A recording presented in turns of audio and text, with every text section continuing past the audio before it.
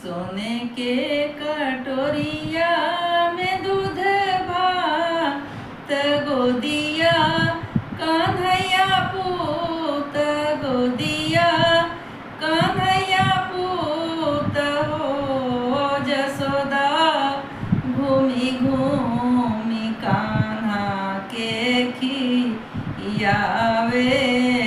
चंदा के बोलावेली चंदा के बोलावेली हो।